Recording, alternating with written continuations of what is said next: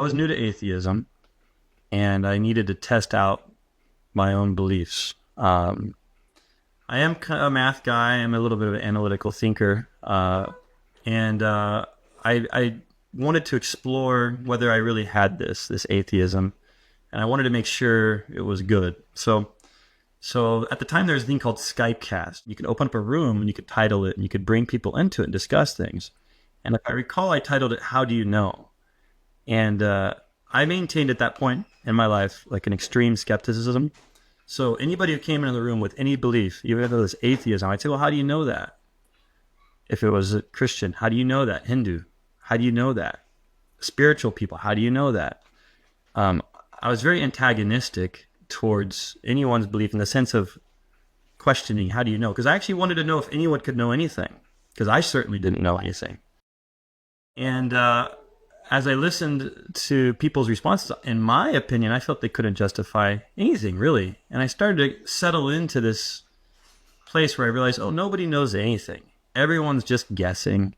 We're all just in the place of making best guesses. And I was kind of getting comfortable with that. I called friends to meetings at my house, and we discussed the most convincing arguments for God. And I asked them to discuss it, and I discussed these, and I listened, and I found that everyone was ultimately just making statements in the end. There was nothing grounded in my assessment. And through all these different pursuits, I concluded that nobody could really know anything. I ask you, how do you know that? Whatever line would come out of your mouth, I would say, well, how do you know that? And I discovered that nobody was able to get very deep. It's like the child that says, why? Why? Why? I discovered that if I just ask people, how do you know that? A few questions in, most people would reach the ground, sort of say, and there'd be nothing under it. And that's where I was at. And I got comfortable with that. That was a couple of years in, and by the fourth year of this, I had come to accept that was reality.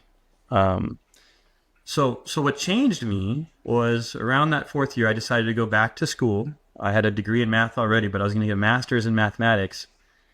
There was a class called Math 581, Studies in Geometry. And in that class, in the first chapter, because they're going to discuss the foundations of geometry in the class, they laid out how proof works. Now, this is a 500 level class. This is, the fifth year of math. And I had gone through 4 years of math education without encountering what I'm about to share with you. In this high level math class, this book said something very simple, but I think profound. And I know when I talk about math, people's brains turn off. So if anyone's listening to this, I already know from experience as a math teacher, I said the word math, brains shut anyone who hears this, just try to listen to this, because it's not complicated. It's pretty simple and cool. So in this book, it said, for a valid proof to exist, every statement that is made has to have a supporting reason. I'll just pause there. That seems pretty reasonable, right? Statement, reason. If you've seen a 2-column proof in math, that's the idea: statement, reason. So the book said, well, the minute you give a reason, that's a statement. And it requires a reason. And so it said, if you provide a statement and you give a reason, that's actually statement 2. And statement 2 needs a reason, which is statement 3. And statement 3 would need a reason, which is statement 4, and it's an infinite regress problem. And the book laid out in this little paragraph, it's not possible to prove anything. Because if every statement requires a reason, you have an infinite regress problem, and no proof is possible.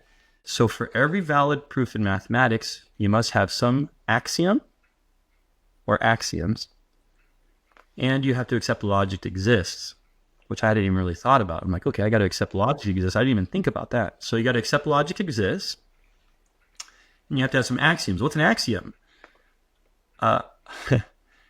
If you go to my textbook in my school at the time, it said an axiom is a statement accepted without proof. I'll never forget that definition. An axiom is a statement accepted without proof. So So to get the reasoning going, we have to start with what are called axioms. And axioms, by their nature, are things they're base assumptions that we just make. At some level, we accept them, and then we can reason forward from them. But without them, we can't reason. To reason, you have to have assumptions. And it occurred to me that the reason no one could ever prove anything is because I didn't understand that. I would keep saying, how do you know that? When the reality is, at some level, you have to have statements you accept and then you reason forward from them. So for the last 4 years of my life, I had been pursuing a fool's errand, as they say, right? There was no way to answer Jeff Geibel's questions. You have to have assumptions, and you have to reason forward from assumptions for reasoning to occur. Is that making sense? Oh, absolutely. Yeah, there's certain, what I guess you would call brute facts about reality, like that you have a mind, or the laws of logic, right, that you're using to reason from, in terms of what they are.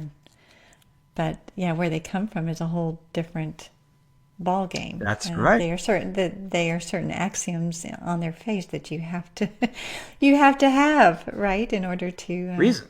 And that what you just said there was my quest for the next 6 years. Was like, what axioms do I choose? Because I had realized once you choose a set of axioms, you can apply reason to it and you can go anywhere you want. But how do you select those axioms? Ultimately, they're choices. At some level, they're choices. And the choices you make dictate what follows. And so I realized we have to have axioms for the reasoning process to work. But these reasons, the axioms themselves they're accepted statements. They're not proven statements. They're things you just accept. It's just wild that my textbook at the time, I think it had 29 axioms. So here at the back of the book had 29 axioms. And if you read them, those are all the statements that book bases every single proof upon. And it's almost like a religion of sorts, or almost like a Monopoly game. You set out the rules of Monopoly, and then you can play the game. So you set out the 29 rules in the back of my book, then you can do every proof that's in the book. But you could take some of those axioms out and get a different set of proofs. It was very interesting, and that's what we did in that class. And so I got on this quest of mine. Well, what are my axioms? What starting points should I begin with in this thing called life? Those ones who ask the whys, why, who get stuck like I got stuck, and I just want to share this because I know I benefited from realizing that at least in mathematics, you had to have some axioms to get even something like math started. And so if there's anyone out there like me who's always asking why, understanding that infinite regress problem is a real thing is such an important idea to get yourself out of that hole. And it's okay to make assumptions. I would have never thought that was the case, but not just okay though, you have to make assumptions to reason forward. You have to have some choices you make. And that's a whole process in and of itself, but it is required to reason. You have to have some sort of assumptions or faith to reason forward. And then you got to choose those things, but that's important for someone who is like me asking why, to understand that you have to have some sort of assumption to reason forward was super important. I hope someone's who's struggling with those same things will hear this and just be encouraged to get their sort of thought process worked out so that they can understand how the reasoning process works. What I'm saying is that you have to have axioms to reason, and then it's just about choosing them. And then once you start exploring that, it can help you to